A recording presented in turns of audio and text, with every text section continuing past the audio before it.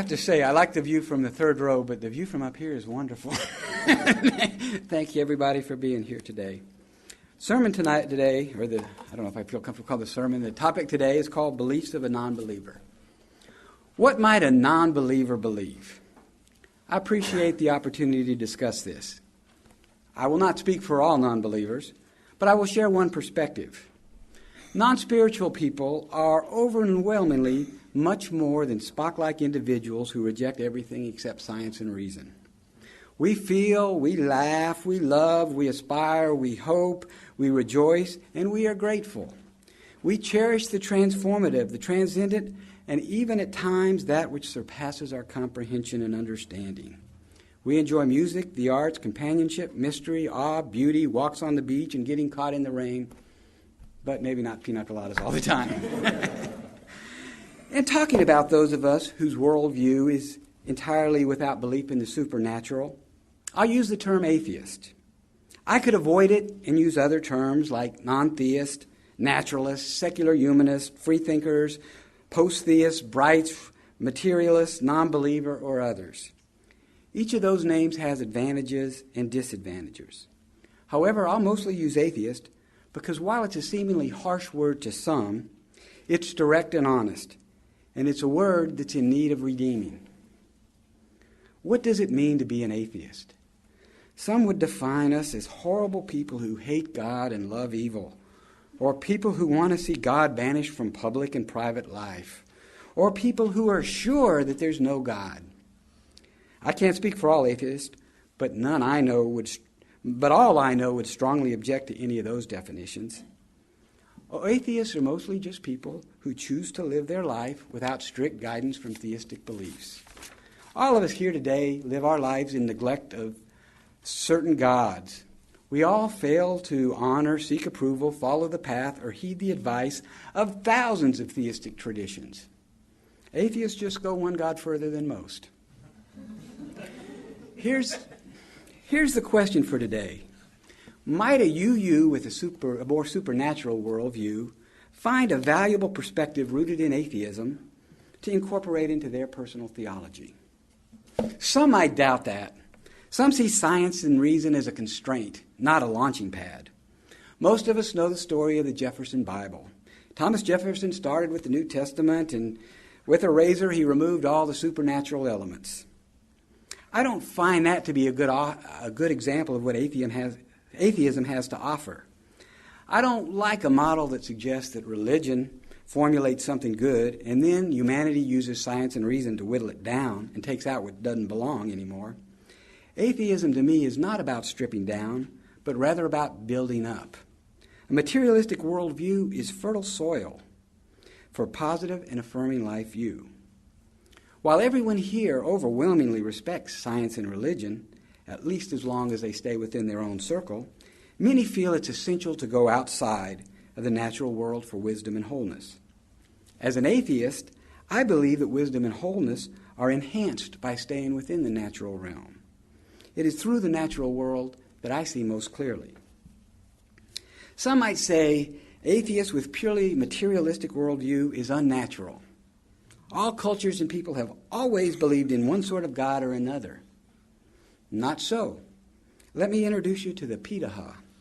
These people live in the Brazilian rainforest. They lack beliefs in what they can't see. Though lacking science and even math, evidence matters to them. They laugh a lot, taking whatever life throws at them. Daniel Everett first visited them in 1977 as a Christian missionary and a linguist, sent to learn their language and translate the Bible for them, and ultimately bring them to Christ. Instead, they brought him to atheism. I quote from his book, "Don't Sleep, There Are Snakes." You can get it at Amazon, too, which is nice. You get kind of a double. You order a book on the Amazon rainforest from Amazon. Anyway, he said, "The Pitaha have shown me that there is dignity and deep satisfaction in facing life and death without the comfort of heaven or the fear of hell, and in sailing towards the great abyss with a smile." So what are some atheistic thoughts that might be of values?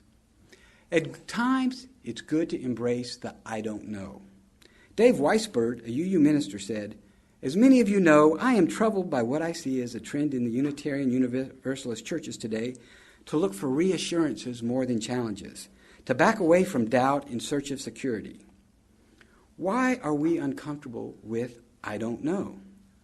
I've heard it said here that religion answers the question that science can't answer. Humans have a tendency to want answers, and they want them now. And if they can't get them one place, they'll try someplace else. But instead of seeking, quote, the answer or even an answer, consider the perspective of being comfortable with "I don't know." I've heard it explained that the New Testament spoke of demon possessions and evil spirits, of course, because they did not have the knowledge of modern psychiatry. But explanations suggest actions. What do we do about a person who's inhabited by a demon? Get out the hot pokers, maybe? That might make sense given the understanding of demon possession to even the most compassionate of people. But if you're a compassionate person and the answer is "I don't know," might you be kinder? If that doesn't seem likely to you, let me tell you about Knuckles the chimp in Florida. Knuckles has cerebral palsy, and he frequently acts strange by chimp standards. But he gets a pass for behaviors that would get other chimps cuffed. What can chimps know about cerebral palsy? Our closest relatives, in a condition of "I don't know," show strong compassion. We can too. We once understood lightning as the wrath of God. This led to opposition to lightning rods because they were seen as interfering with God's will. So we need to understand that explanations have serious consequences. They suggest prescriptions and prohibitions and actions. For such reasons, oftentimes, "I don't know" is a better answer. In a related vein, quick answers can rob life of mystery and awe. Take a question and a quick answer. Why are we moved by music? God made us that way? That's not very satisfying to me. To think I respond to music like my TV responds to its remote because I was made that way. How boring. Think instead, "I don't know." Now there is potential. Music, maybe it's connected to the appreciation of heartbeats of others around us. Or maybe it's tied to rhythmic breathing, or of early communities and drumming, or of bird songs in nature. I don't know why music moves me, but it seems very special, and I treasure it and embrace music's transcendent properties as a wonderful mystery full of possibilities. I just don't know. Yet it's wonderful that way. So consider, even if you have very strong theistic beliefs, that leaving open the possibilities of mysteries can enrich your life, and don't let your theology give you too many easy answers. Atheists aren't inclined to look for messages where there aren't any. We can probably mostly all agree that sometimes, at least some of the times, things happen for no special reason whatsoever. It's not always karma coming back to you, and events aren't always a sign from on high. Rain falls, hurricane strikes, good ideas sometimes just don't work out. Don't always take it as a judgment or a criticism, and don't get caught up in viewing your own success as of some kind of view of divine approval. Victims of tsunamis, floods, tornadoes, and other disasters are as likely as innocent as millions of others around the world who seem more blessed. An atheist perspective would say, don't let karma convince you that some blame or unworthiness marks these people. Don't let your good fortune convince you that you are more deserving. As Robert Ingersoll advises, don't shirk your responsibility to your fellow man because somehow you think we all get what we deserve. In nature, there are neither rewards nor punishments. There are consequences. As an atheist, it can be easier to have a more realistic set of expectations. If you have high expectations, you're frequently disappointed. More realistic expectations often lead to happiness and satisfaction. As an atheist, I don't feel I've been robbed of some birthright a God wanted to give me. We didn't somehow miss out on a paradisical earthly existence. We're not consumed with expectations of perfection later. Our target is not infinite, everlasting, unending bliss. We're just damn lucky to be here now. Think of how wonderful a baby's belly laugh is. It's far beyond what we should expect. I mean, think of it. Our huge planet is dwarfed by a sun that's one of 100 billion in our galaxy. And in our galaxy is just one of hundreds of billions of galaxies. There is certainly a lot of beauty and grandeur in the universe, but overwhelmingly the vast majority of the universe just follows the laws of physics and chemistry, with nothing near as remarkable as what we find on this small planet. For me, I can say how magnificent it is that out of all this matter and space and time, events here have allowed the development of life. And if the culmination of all these events over billions of years was only just one wonderful, remarkable expression of a baby's belly laugh, for me, that would be enough. As they say, everything else is just gravy. Atheism leads me to love my fellow man. 1 John 4:20 notes that if anyone says, I love God, but hates his brother, he is a liar. For anyone who does not love his brother whom he has seen cannot love God who he has not seen. The Christian Bible provocatively questions, how can you say you love your God and don't care for your fellow man? Careless devotion to a supernatural being can distract you from any appreciation of your fellow man. Did a supreme being intend for me to live in happiness? Have I been robbed of that happiness by the failure of others to meet his expectations? Am I being punished for the sins of others? As an atheist, I don't see where I was intended to have anything. I'm very fortunate that this world has worked out to provide me so much. I see where I am now, and I can recognize how much I owe others. I am not of a people who were kicked out of a garden of paradise because of the failing of others.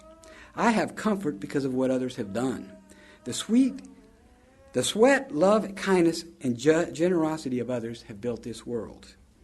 True, they have not all been perfect people by many standards, but attributing blessings from some form of the divine makes it harder for me to recognize how we are sheltered from the impacts of nature because of the efforts of our fellow man. We have all been warmed in fires we did not build and drank from wells we did not dig, says a familiar UU quote. We have a lot to be thankful for from our predecessors. As an atheist, I find it easier to practice gratitude, and I seek to express gratitude to others. Atheists don't believe in an extended or infinite afterlife. That makes this life all the more precious and worthwhile. Whether you're theistic or not, there are benefits from thinking that you should do your best to live your life as if the books were going to be closed after this earthly life. You may become more of an activist if you doubt the victims of poverty and justice will receive comfort in a later life. You may be more compassionate to alternative relationships if you think this is the only life where love can be shown. For yourself, this is the life where you need to sing and dance, love and give, imagine and explore, create and enjoy, laugh and cry. If there is an afterlife, so much the better for you. But don't stand on the sidelines while this life passes you by. Atheists believe that you have to find your own purpose and meaning in life. This is a huge responsibility. But you're not going to fail the test by missing some predetermined answer. You are not a square peg who has to be sanded down to fit in a round hole. It can be a great opportunity to realize that the meaning of your life is not predetermined answer or mystery that you have to get right. Rather, the meaning of your life is something you can determine to your own satisfaction. As stated in the Gospel of Luke, why do you not judge for yourselves what is right? There is great power in thinking. My life is about what I say it is. There's a lot here that I didn't have time to go into, but here are some quick hits on a grab bag of naturalistic ideas. For non-believers, there are no chosen people, no favored sex, no group was created at first or especially beloved. More importantly, everyone shares in a common humanity. We stand together. We don't have to pick and choose from other codes to match our moral values. We can define them directly. While appreciating the value of poetry and messages with multiple meanings, we also value clear language so that we can have honest mutual understanding. For most of us, who you marry, what you do with your body, how you live your life is your business. We don't think your personal choices will make it more likely that we're going to get hit by a hurricane or anything like that. We judge things on their own merit without reference to religious beliefs that might make us concerned about things like stem cell research or gay marriage. We have no reason not to be organ donors. We don't have to deal with dilemmas like, why did God help me find a parking space but ignore the starving masses over there? We know that we can be transcendent in scope and kind like no other beings have ever been, at least in this part of the universe. For atheists, there is not a line between the sacred and what is not. A good theistic framework can do the same. The glorious, the numinous, the transcendent can break out any time, in any setting. If there is a God, at least we've taken him seriously. Many of us suspect he might approve of us using our minds to try to really understand this life, rather than singing empty praises. Pascal exclaimed it was worth living for God even if there was no God.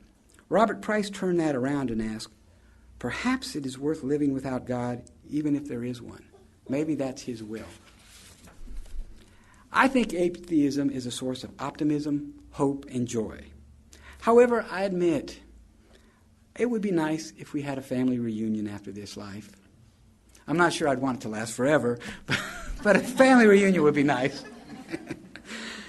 I'd like to believe that a supernatural entity is protecting me from grave harm, though followers of no deity today are provided that assurance. I wish that in the end we could count on justice prevailing and wrongs being righted. I do wish these things, but I can't believe them. Do I lose some comfort? I don't know.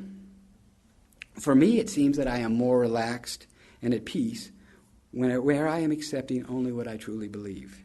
This seems far better for me than struggling to believe. I don't see myself as better off with a hope of things which might or might not happen, or a faith that would be plagued with doubts. Maybe there are two fundamental differences in how we look at the world. When we stand in awe